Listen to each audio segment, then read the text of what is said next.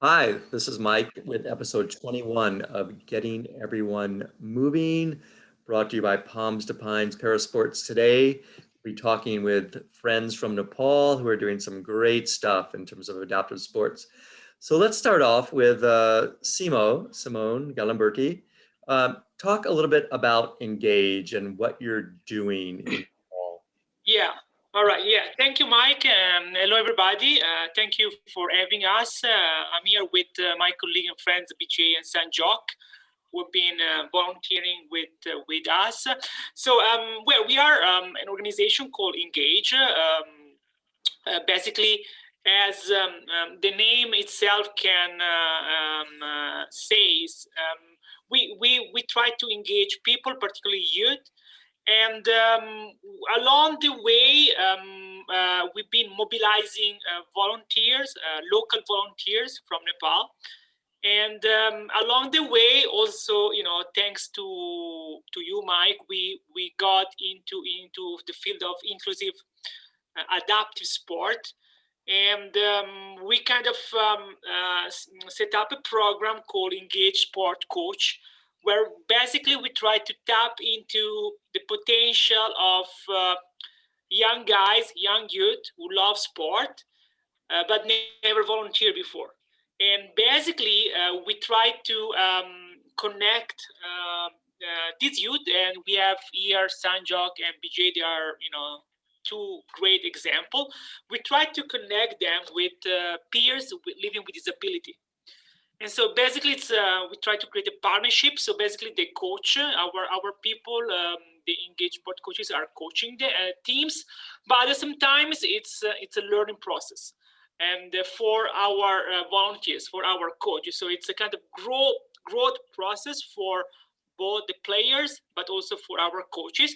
And we think of it also as a personal development, a leadership challenge for Sanjok, BJ, and others, because coaching, they start assuming certain responsibility, and they also have to learn from their peers. So it's a kind of platform for them to grow as a person, but also, and very importantly, is a platform for them to become champion of more inclusive society. And you know very well, Mike, how much it's needed in a place like Nepal. Yeah, thanks, Simo. Hey, Sanjok. So you're only 19 years old, right? Yes, Mike. So tell me a little bit about your background and how you came to become a coach at Engage. Yeah, so basically, after my uh, class 10, I completed my class 10, I went to Trinity International. I played with my coach Prem, and I was playing with him. And one day he told me about Engage, and he told me, why not you just go there and just try being a part of Engage? And then he sent me to Engage with my two friends, Dipesh and Robin, and we went to Engage office, and then Simone, Kalpana ma'am, and our Simran Didi was there who took our interview, and I just liked the concept, and I just got roll over it, and it was very quite fun experience working here. Beside being a fun experience, I mean, what specifically are you teaching and what are you learning? Yeah, so basically, I'm working with Jolki, which is sports club, and I teach wheelchair basketball to them. And around aside teaching, I just learn from them is that we just have to keep move forward in our life, and every time, no matter what our obstacle in our life is, just we have to find the opportunities within us, and every time, just instead of making excuses, we should always seek for opportunities and just keep working hard. That's what I learned from here. Okay, very good. And BJ, who's also known as Babu Dai, um, BJ, you have a very kind of interesting childhood and background. I know you've had some challenges. Can you talk a little bit about those challenges and how you came to be volunteering with Engage? First of all, good morning, everyone. Thank you, Mike. Thank you, Simone, for this opportunity. I'd like to share my background in a few words. I was studying in Nag school. What it's called is it's kind of like kind of sponsor school. So I studied there, and every individual students they have their own sponsor, and the founder of that school is Nicole Miss. I call Nicole Miss, and she helped me a lot. And then like she give me experience, like kind of hope. And then we have lots of students like kind of we have lots of students like kind of me, like, and they are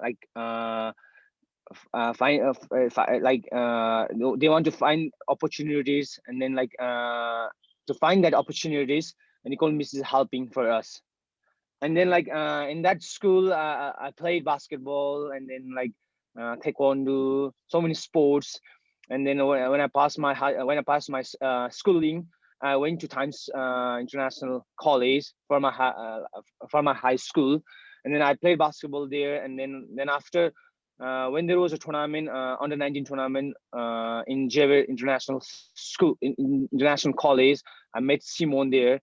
And then like Simone was like he was searching for volunteers for the ENGAGE, and I was there. And then like he told me like if you're interested in ENGAGE, just come and visit, and then like if you like, then you can join. And then like why not? Because like I had been coaching in while I was in high school, I was coaching I was coaching few schools, and I had experience coaching. And then like I didn't have experience to coach the adaptive sports. So like I was quite interested in that field also. And then like I went to see Simon, and like he explained everything. And then I joined Engaged also. And then like I got an experience from the adaptive sports, like with the disabilities person.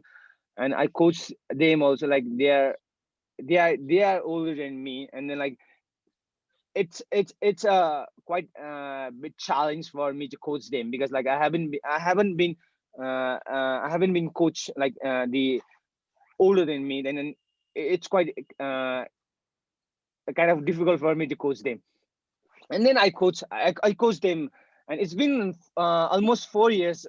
Still I'm coaching them. And then what's my first experience was that like I was too nervous to coach them, because like if I told them to do this kind of things, drills or like layup, and then like because they are senior than me. And then like they wouldn't like uh, they think like I can coach them.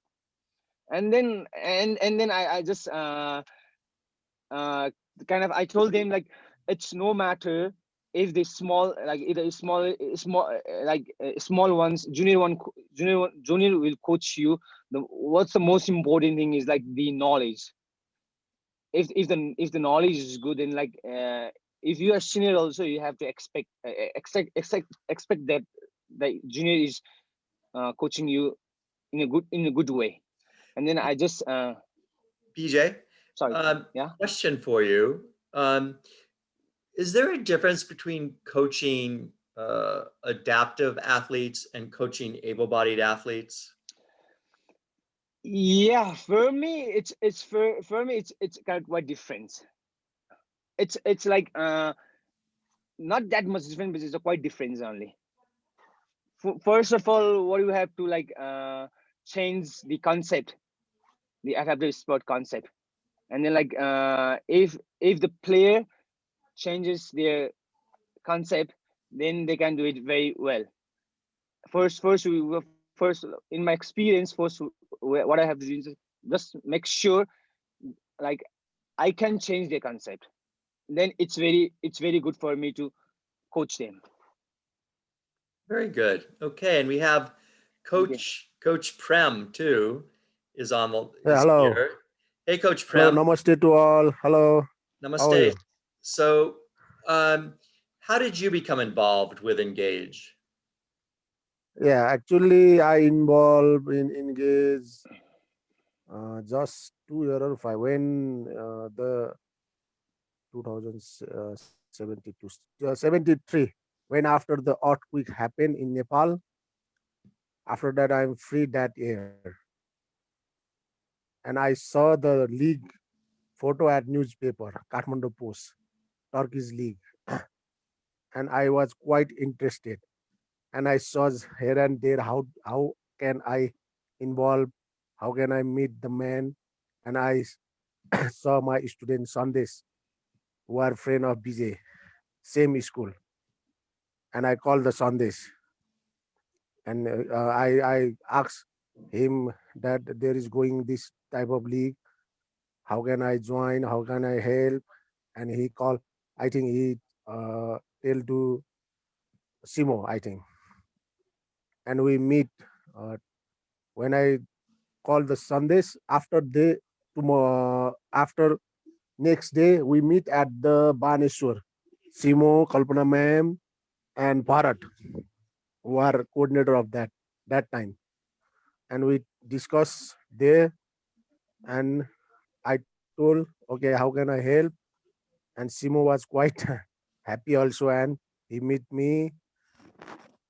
And for me, that officially Simo asked to do, and I was quite interested, and I was quite experienced in that, because I'm doing official in able body in school, inter college, and club level also.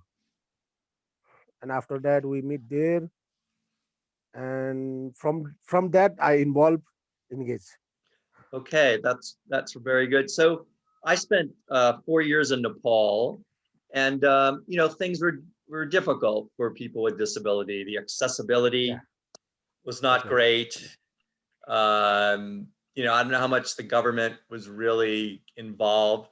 So Sanjok, what do you think the government needs to do to, help improve the lives of people who are living with a disability?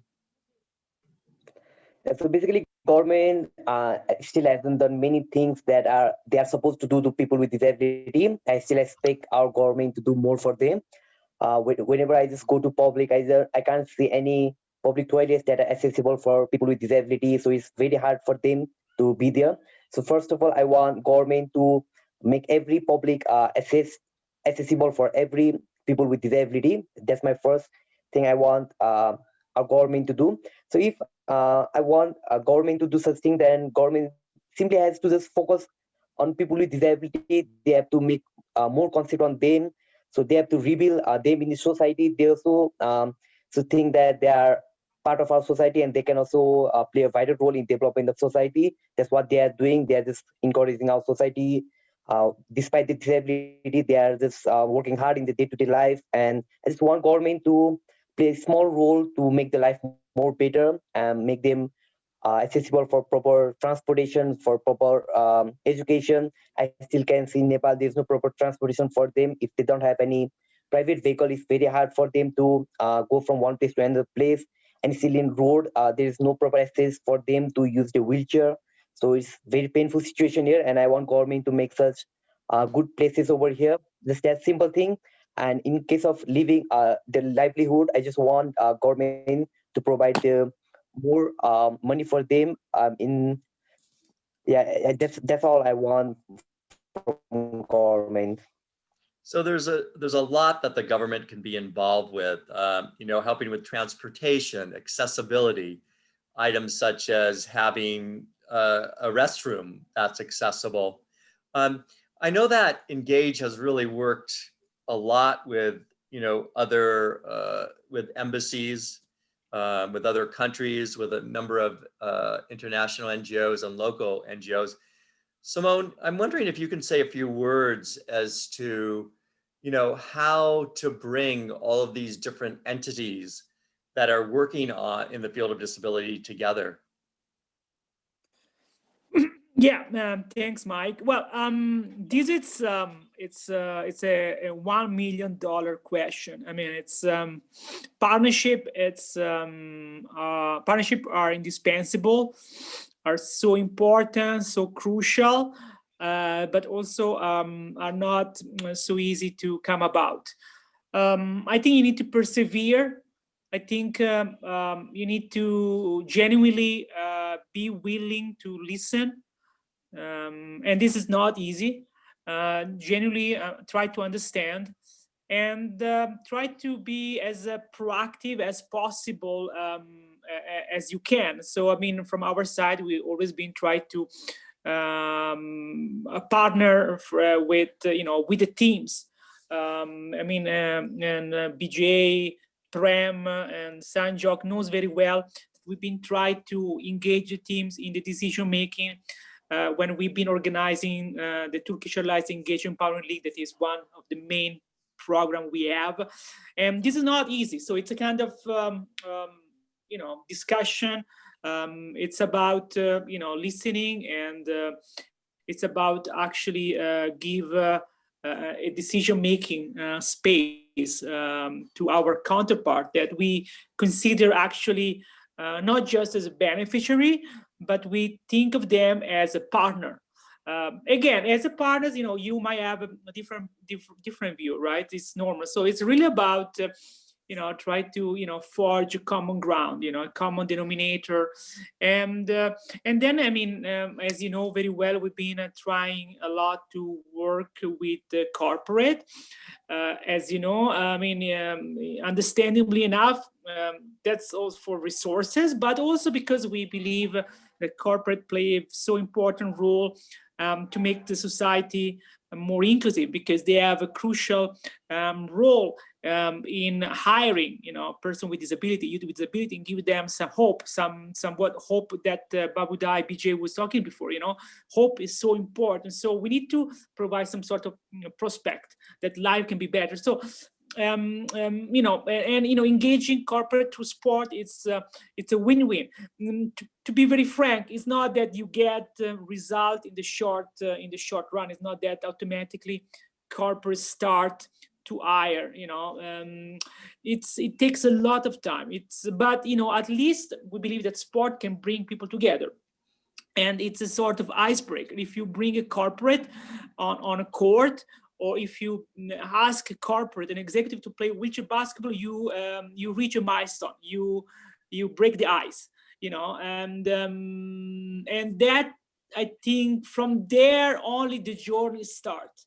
And so we are still very at the beginning. And then ultimately, it's indispensable to work with the government. It's so important because, I mean, ultimately the government has a duty, has a responsibility, and so far, I mean, we've been quite positive, in our collaboration with the Ministry of Youth and Sport, and with the National Youth Council. For example, we've been working with the donors. We've been working with Turkish Airlines. We've been working with Swiss Embassy. We've been playing important role in this. It was in the past. I mean, because this is up to 2018. Now the situation is what it is because of the pandemic. So our sport-based activities are on a standby. But we've been recently organize an event with one program, Fit and Healthy, where you were very much part of it, where our team, from Prem to Sanjok to BJ and all others, Kiran, Raju, coaches, I mean, this is our core group, we're part of it, doing online activities. So, and yeah. Okay, yeah, it is challenging. BJ, so Nepal, you talked about seniors. Nepal is a very formal kind of society. There's different ethnicities, there's caste, as there is in the United States.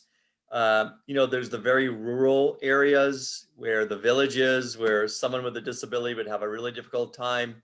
I mean, here's a big question for you. I mean, what do you think that you and Engage can do to reach out more to people in rural areas and educate them about the capabilities of people with disability and what they're able to do?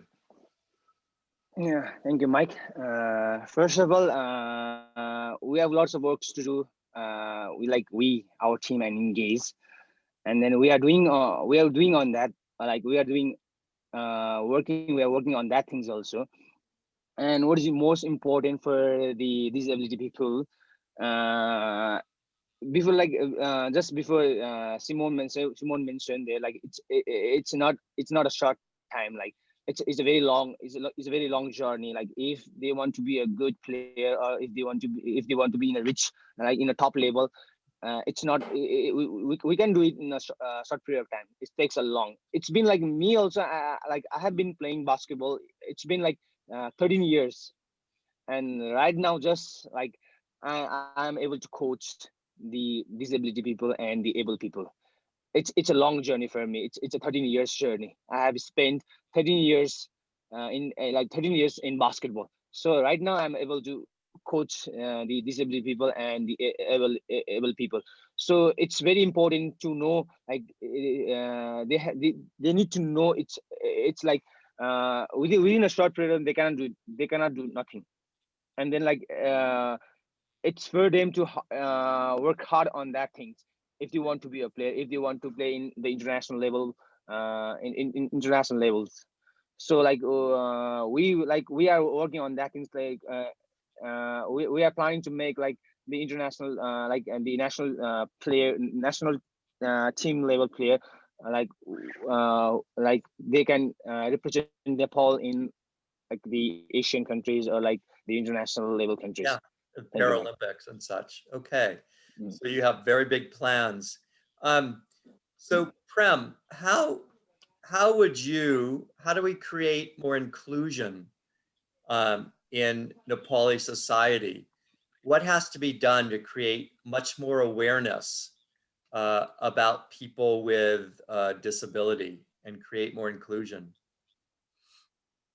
Okay, thanks, Mike, for question. First of all, for that we have to make a team like for disability, and from for example, we have to go to one place like Lalitpur. Like we have to search all disability and make a team, and we have to make the leader of same disability, not me, not we. We just supervise, we just give them to ideas like that, this we have to do. Because I saw in this 2 year when I used to work at voluntary as a in engage, they want like that, I think, not we leader, able. They want their own disability player as a disability, whoever. They want that type of leader. In my opinion, we have to make them one leader and we have to supervise them. But we have to choose that who are able to do that thing as a leader, disability, to handle all that team. Like that, we have to do, in my opinion. Okay. And on a, yes, sir. Yes, Yeah. yeah. Thank you. Okay. Uh, And Simone, sport does bring people together. We see that, I mean, everywhere in the world.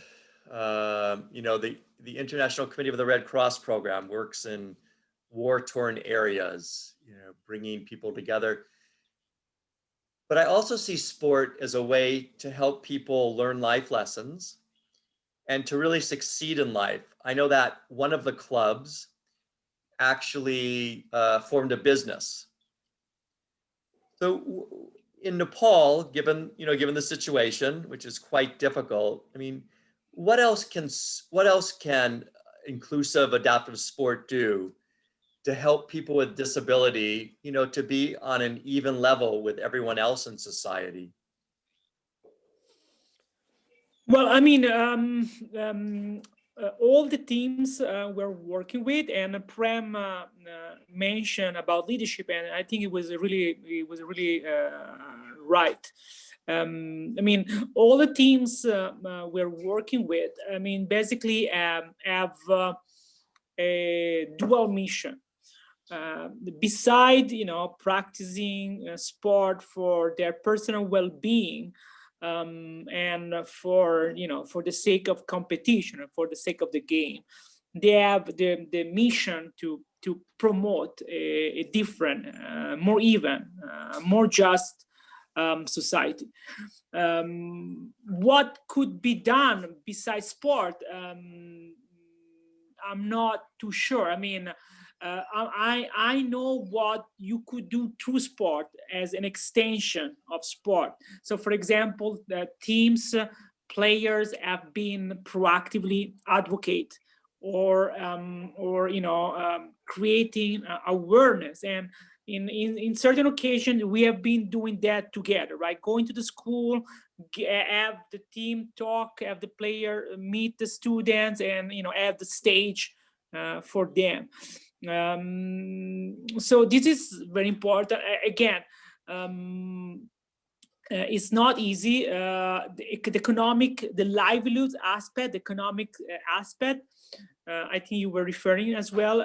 It's key. Some of the players we are working with, there are a certain number of people who are employed.